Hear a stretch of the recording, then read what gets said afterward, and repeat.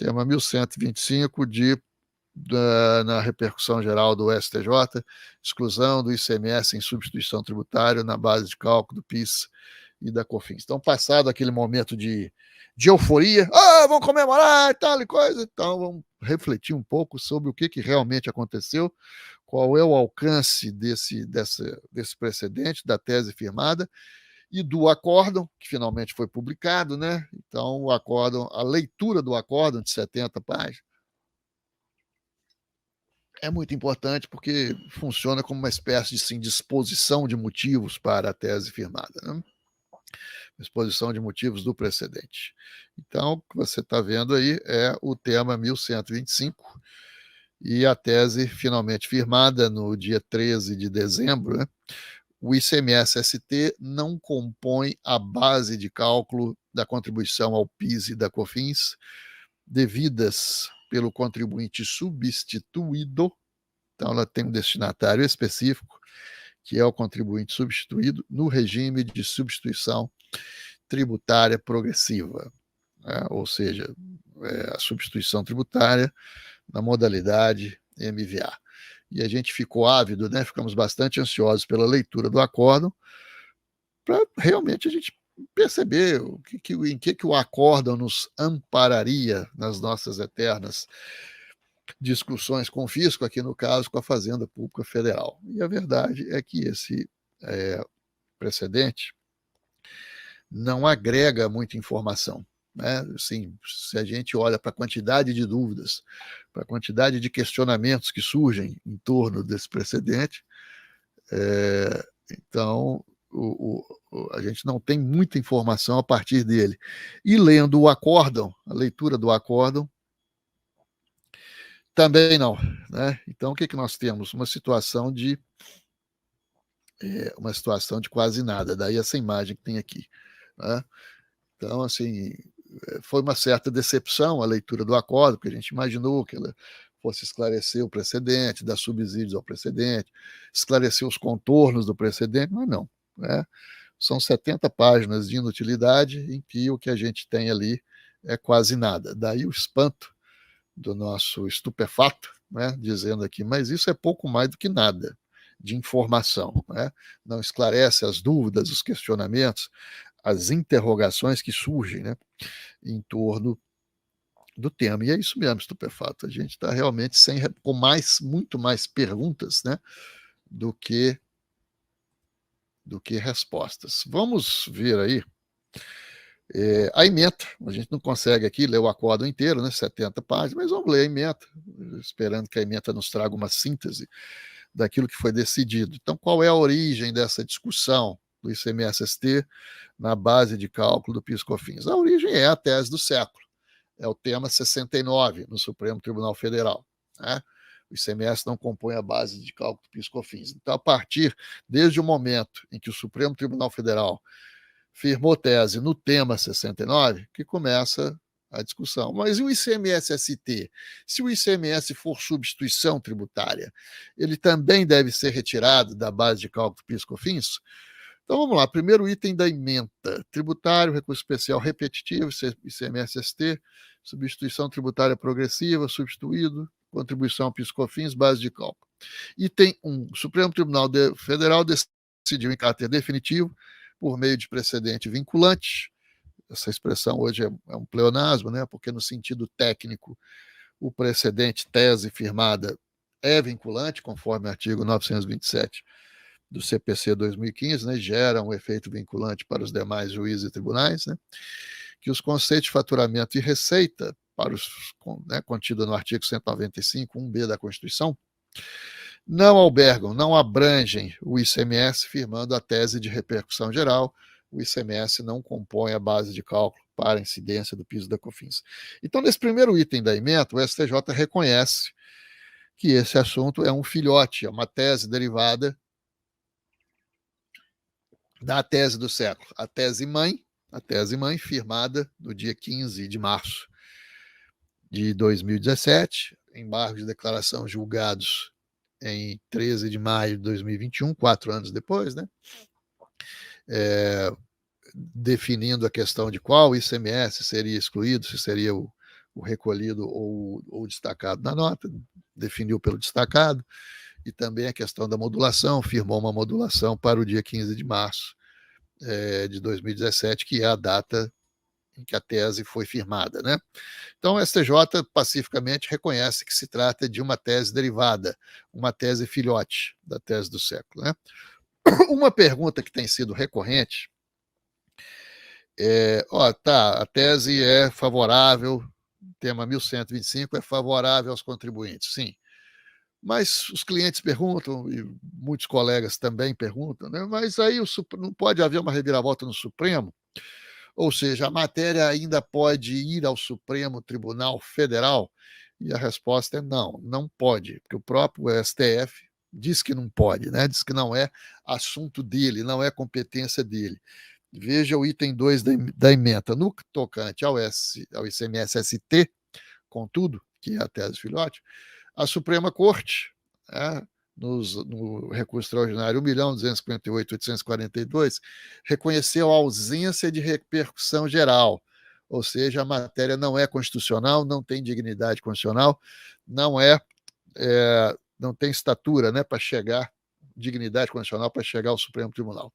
Então, diz a tese firmada no tema 1098, é infraconstitucional, a ela se aplicando os efeitos da ausência de repercussão geral, a controvérsia relativa à inclusão do montante correspondente ao ICMS, destacado nas notas fiscais ou recolhido antecipadamente pelo substituto em regime de substituição tributária progressiva na base de cálculo da contribuição ao PIS e a COFINS. É o tema 1098 do Supremo, em que o Supremo diz: não sou competente porque a matéria não é constitucional. Eu acho realmente muito curioso dizer que a tese-mãe é constitucional, tem repercussão geral, ou seja, o ICMS próprio é matéria constitucional, mas o ICMS-ST não é. Não sei a razão, né? Não me perguntem, eu acho algo que realmente a gente não, é um mistério que a gente realmente não consegue esclarecer, né? Ou seja, se o ICMS-ST é uma matéria constitucional, por que o ICMS-ST não seria? Né? Na verdade, meus amigos, eu sempre entendo que a matéria tributária, toda ela, qualquer discussão é constitucional, porque a nossa lei maior tributária é a Constituição. A lei maior tributária no Brasil não é o Código Tributário. Né? A lei maior tributária no Brasil é a Constituição. Então, qualquer matéria tributária tem dignidade constitucional. Mas, nesse caso aqui, nesse assunto, o STF entendeu que não. E quando ele diz que não, o que ele está dizendo é que o tribunal maior da questão, do assunto, é o STJ. Então, a gente precisa desfazer esse mito que existe na cabeça do leigo, do nosso cliente, de que qualquer matéria, qualquer discussão tributária vai chegar ao Supremo. Eu acho até que deveria chegar ao Supremo, né? Mas não é assim que as coisas funcionam. Quando o Supremo Tribunal não reconhece a repercussão geral, rejeita a repercussão geral, e aponta a matéria como infraconstitucional, então o tribunal maior do assunto passa a ser o STJ. É ele que tem a palavra final. Então, nem sempre as discussões vão chegar ao Supremo. Em alguns assuntos tributários, o tribunal maior será o Supremo, em outros será o STJ, o Superior Tribunal de Justiça, dependendo de a repercussão geral ser reconhecida ou não, dependendo da matéria ter estatura constitucional ou não. E aqui, no caso, não tem. Portanto, o tribunal maior da questão é o STJ, de modo que esse precedente ele é definitivo, ele não vai ser rediscutido no Supremo Tribunal Federal. Então, essa é uma dúvida que a gente já pode de imediato esclarecer aos clientes. Agora, nós temos uma dificuldade aqui na questão do cálculo, né? Porque, ao contrário da tese-mãe, a tese-mãe em matéria de cálculo era uma coisa até simples, né? Porque a partir do momento que o Supremo, no julgamento dos embargos de declaração, julgou que o ICMS a ser excluído do PIS/COFINS seria o ICMS destacado nas notas fiscais de saída, o cálculo ficou, né, entre aspas, uma coisa simples de se fazer. Né? Basta verificar lá qual é o ICMS destacado na saída, na nota fiscal de saída, e aquele é o valor que vai ser retirado, excluído da base de cálculo do PIS/COFINS. Aqui no ICMS-ST não é tão simples assim, porque a matéria envolve mais de um elo, né, na cadeia de circulação econômica. O cálculo não é feito pela saída, até porque não tem saída, né? Até porque se o ICMS é recolhido em substituição tributária, existe um elo anterior que em substituição já fez o recolhimento do tributo. Então, não é um cálculo de saída. O ICMS não estará destacado na nota fiscal de saída, mas ele poderá estar destacado na nota fiscal de entrada, porque a saída de um vai ser a entrada do elo subsequente. Então, o primeiro aspecto que distingue esse assunto, este filhote, né, de sua tese-mãe, é que o cálculo é feito pela entrada, né? Pela entrada e não pela saída. Você está vendo aqui um exemplo, né, de uma nota fiscal de gás GNV, em que, veja só, você tem aí uma base de cálculo de ICMS de R$ 366.000, um valor de ICMS próprio, né? Esse primeiro campo que aparece aí do ICMS próprio, R$ 66.000, né? Em seguida vem, nessa primeira linha que está preenchida aí, em seguida vem a base de cálculo do ICMS-ST, substituição tributária, 511 mil, e o valor do ICMS em substituição tributária, que é de R$ 26.059,62. Então, esta nota fiscal, como exemplo, ela está destacando dos dois ICMS. É uma empresa que paga o ICMS próprio e paga ICMS-ST também, ou seja, ela está recolhendo o ICMS relativo ao elo seguinte, né, da cadeia de circulação. Então, essa saída, que tem dois ICMS, né, essa ICMS-ST, vai ser a entrada do elo seguinte. Então, sendo esse elo seguinte uma empresa que tenha um PIS/COFINS próprio, né, que seja um contribuinte de PIS/COFINS, ela vai poder excluir esse valor na base de cálculo do seu PIS/COFINS. Então, essa matéria envolve, o complicador é ela envolver mais de um elo na cadeia de circulação, o que exige também que haja uma certa organização maior, um controle de estoque rígido, um estoque organizado, porque aqui no caso aqui, esse produto aí que é o GNV, gás combustível, né? A empresa vai ter que apurar assim, quanto que saiu, quanto é que foi de venda, para saber o quanto, né? E é nessa venda que nós vamos apurar o PIS/COFINS, mas quanto houve de entrada de ICMS-ST para abater desse PIS/COFINS que saiu. Então, como envolve o ICMS na ST da entrada e o PIS/COFINS de saída, tá? O controle de estoque tem que ser muito bem organizado, muito bem, né, definido, muito rígido. Nem todas as empresas têm esse nível de organização do seu estoque. Tá? Então, esse é um dado, esse é um ponto.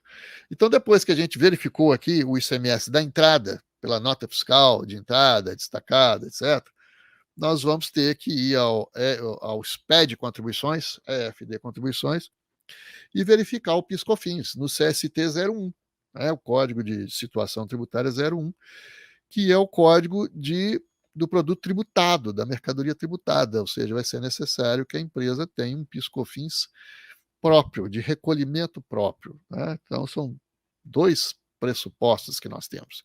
Um ICMS em substituição tributária na entrada e um PIS/COFINS de recolhimento próprio, daí o CST 01, na saída. Né? Mas antes de tudo isso, é necessário fazer a retificação das DCTFs, né? Porque elas não levaram em consideração essa exclusão do ICMS-ST. E para que seja excluído, para que haja essa exclusão, nós temos que fazer uma retificação de DCTFs. Então, existe um cálculo que é um tanto mais complexo e que não tem ainda absolutamente nenhuma regulamentação por parte do fisco, por parte da Receita Federal.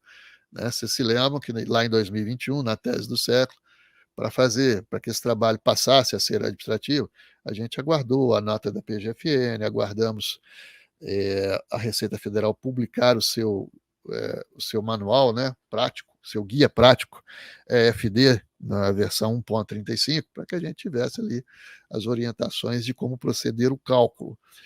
E no que tange ao ICMS-ST, a gente ainda não tem, né, absolutamente nenhuma regulamentação da Receita, não temos sequer ainda a nota da PGFN, dispensando seus procuradores de contestar e de recorrer.